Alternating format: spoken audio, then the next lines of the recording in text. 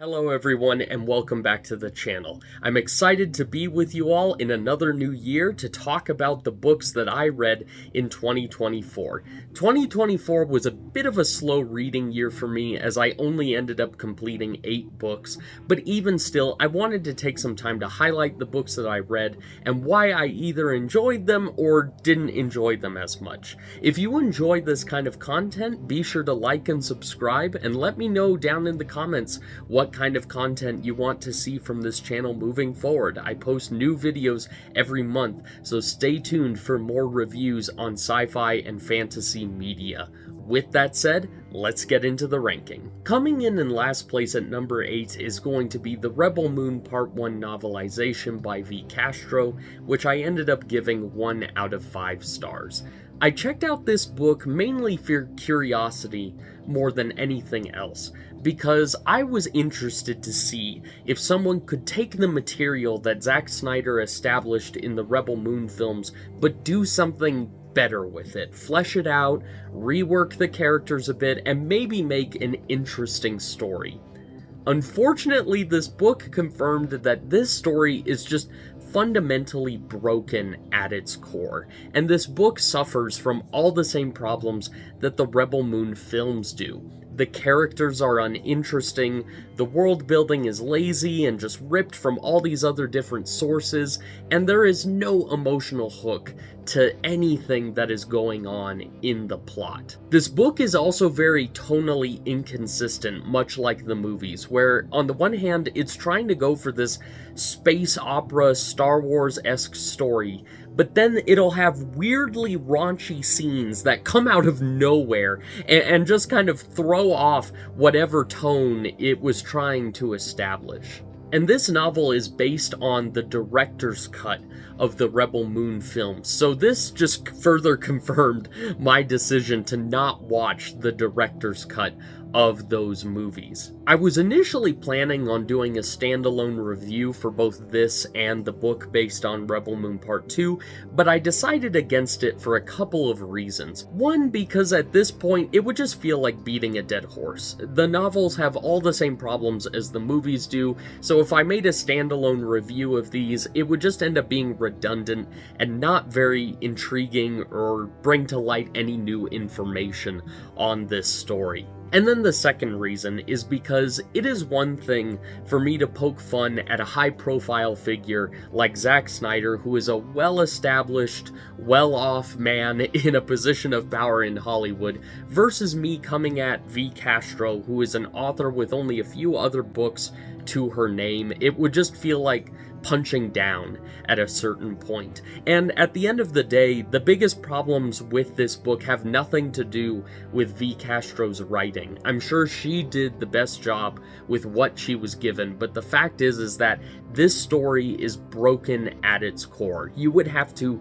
completely rework it into something different in order to make it work, to the point where it wouldn't even resemble the films anymore. So again, I'm sure that V. Castro did the best with what she had, but unfortunately, this is a book that I have to put at the bottom of my list. Coming in at number 7 is going to be Sunreach by Brandon Sanderson and Janci Peterson. This book is the first book in the Skyward Flight spin-off series, and I ended up giving this book 3 out of 5 stars because it was a good time overall and generally entertaining, but it didn't really leave much of an impact on me. And I think the biggest problem here is that FM is just not that interesting of a character to me. Of all the characters in the Skyward series, FM is probably one of the ones that I am the least interested in. She's just kind of your standard protagonist girl who wants to prove herself and admit her feelings to the boy she likes, and I just need a little more meat on that bone in order for me to get truly invested in a protagonist.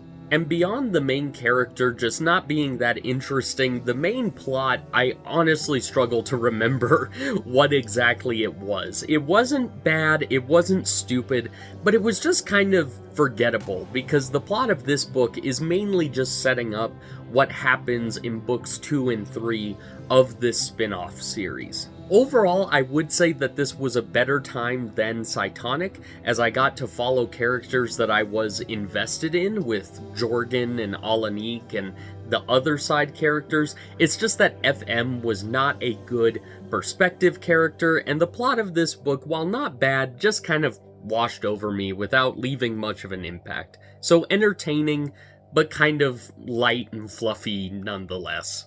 Coming in at number 6 is going to be William Gibson's Alien 3, which I ended up giving 3 out of 5 stars.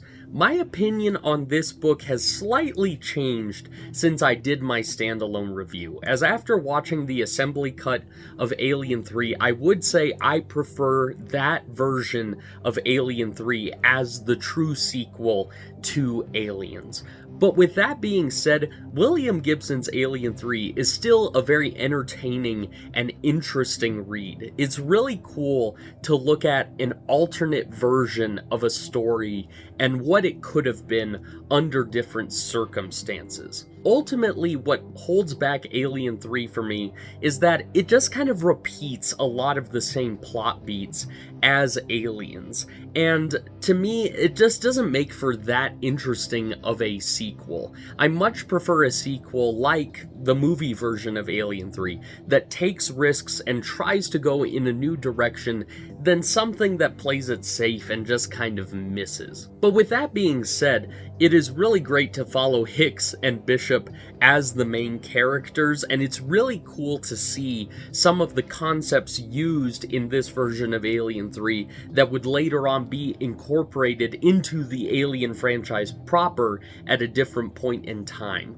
But the biggest problem here is that, again, it is repeating a lot of beats from Aliens, and it sidelines Ripley, who is supposed to be the lead protagonist of this series. And I think that those things, while it makes the book interesting to talk about and interesting to kind of ruminate on, it doesn't make for that satisfying of a sequel. So again, I would settle on 3 stars for this book because it is interesting, it is entertaining, but it still has some of those things, the kind of sequelitis, that I think holds it back from being a truly great successor to the original Aliens. Coming in at number 5 is going to be Read On by Brandon Sanderson and Jancy Peterson, which is the second book in the Skyward Flight spin-off series, and I gave this book 4 out of 5 stars.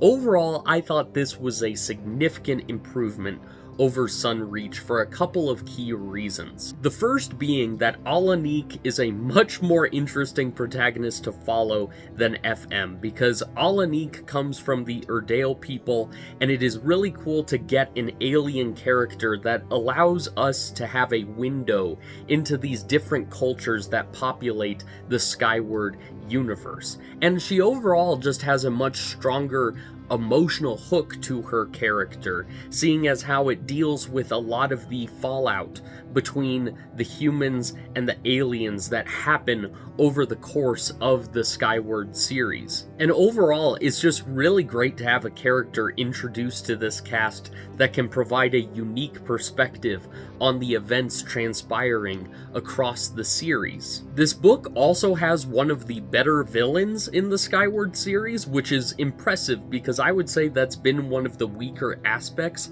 of the series as a whole, is that the villains have been just kind of substandard and not very interesting.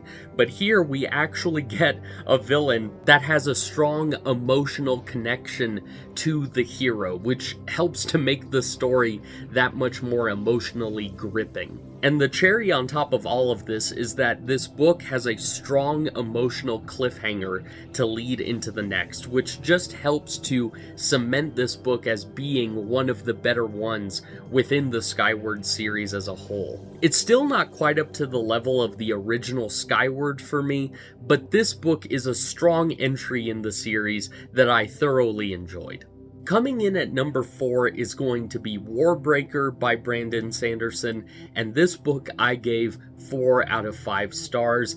This is a book that I thoroughly enjoyed from start to finish. I was surprised to hear that this is one of the books in the Cosmere that is the least liked, because for me, this was such a creative and fun premise for a standalone story. It's basically a fantasy political thriller mixed with a Beauty and the Beast style love story at the heart of it. And this shouldn't work as well as it does, but once again, Brandon Sanderson pulls it off because his characters are so compelling. And it's that drama that really drives the story forward, because all of the perspective characters have a strong motivation for why they are doing what they do.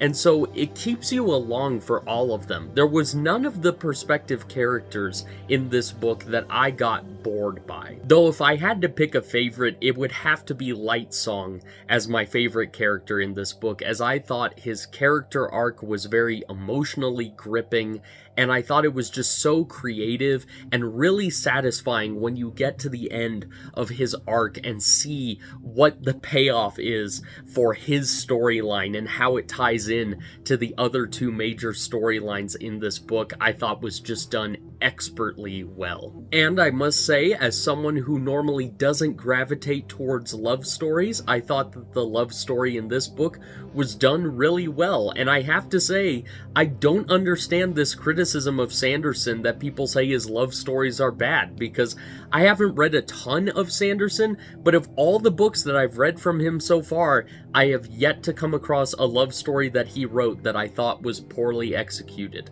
And this is no exception, because both of the characters in this romance are very sympathetic. You really are able to sympathize with what they are going through, and in turn, seeing them sympathize with one another's struggles helps to make the romance feel natural. It doesn't feel forced or compelled by some sort of outside force. It feels like it is very natural that both of these characters would get together. The only thing that holds this book back for me is I think the pacing is a little rough around the edges. I feel like you could trim out a number of scenes in this book that just feel kind of redundant in terms of what they tell us about the characters in the world. If you trimmed like 100 pages, I think, off of this book, it would probably be 5 out of 5 stars for me. But because of some of those pacing issues, I do have to knock it down 1 star. But with all that being said, I don't understand the hate that Warbreaker gets, because I thought this was a very solid standalone book, and I hope that in the midst of Sanderson's litany of other projects, I hope he gets to make his planned sequel to this book. Coming in at number 3 is going to be Anthem by Ayn Rand, and I ended up giving this book 4 out of 5 stars.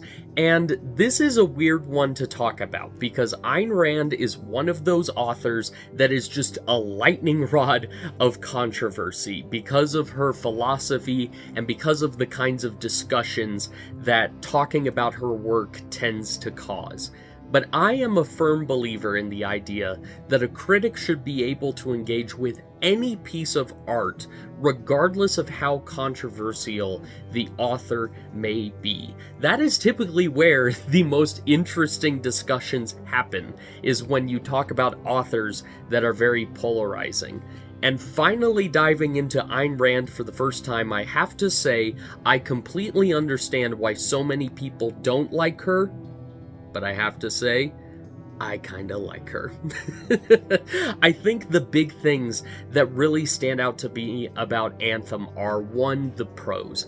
Ayn Rand is just an amazing author when it comes to prose. It reads like poetry. Her descriptions, her use of wordplay is so creative, and it really just makes her works such page turners because they are just so well written from a technical standpoint. Now, it's almost impossible to talk about any work of Ayn Rand without at least touching on her philosophy of objectivism and individualism, and I have to say that with Anthem, while I don't agree with every conclusion that she comes to, I think the allegory here of the individual fighting against the evils of collectivism, I think it's very well done and pretty strong. in this book. I think this is one of those books that really strips back and gets to the heart of what makes the man versus society story so compelling. There is a reason that this story is one that we have been telling for decades and decades and decades, and I think Anthem really gets to the heart about why those kinds of stories are so captivating. Its allegory is very on the nose, and I think that's why I strip it back to 4 stars instead of 5, is because it does get a little too preachy at certain moments. And some of you may be thinking, well, it's Ayn Rand, of course she's going to be preachy, what did you expect? But I think that's just a criticism I have, is I wish we had gone for something a little more subtle at different points, and that the message wasn't beaten over the head with the reader so many times. I like my stories to have a little bit more nuance and a little bit more subtle messaging than what Anthem delivers in its final pages. But with that being said, I do think this story is one worth reading, because I think if you love or hate Ayn Rand and her philosophy, I think it's important to engage with her work, because her influence on the world, it's nothing short of tremendous. There is a reason we keep coming back to Ayn Rand's works, whether we agree with her or disagree with her. And so those are all the reasons why I put Anthem as my number 3 read of last year. Coming in at number 2 as my runner-up is going to be Watchmen by Alan Moore and Dave Gibbons. This is one of those books that has earned its reputation for a reason. Before last year, I had only seen the Zack Snyder movie adaptation, and I had never actually read the original graphic novel, and I have to say, after reading it, I completely understand why this book is regarded as a classic, as I ended up giving it 5 out of 5 stars, because every single aspect of this story is just done tremendously. The characters are complex and layered and have so many different conflicting motivations and internal struggles that are so compelling. The world building is tremendous, because not only is it dark and depressing and compelling in that way, but it is compelling because it immediately relates to the politics of the 1980s when this was written, but is also immediately relevant to a lot of what we see going on in our world today. And on top of this, Watchmen is probably best known as being the ultimate deconstruction of the superhero mythos and the superhero genre. Its commentary on superheroes is still immediately relevant, especially in our culture today, where superhero media has become even more prolific than it was in the 1980s when this was originally written. And not only is the story by Alan Moore tremendous, but the artwork by Dave Gibbons is probably my favorite artwork in any comic book. The use of contrasting colors is just so visually striking, and every single panel looks like it could be hung up in a museum as a piece of artwork. It is that good. This is one of those books that I could say a lot about, and I am planning on doing a standalone review on this, because there is just so much that can be unpacked from Watchmen.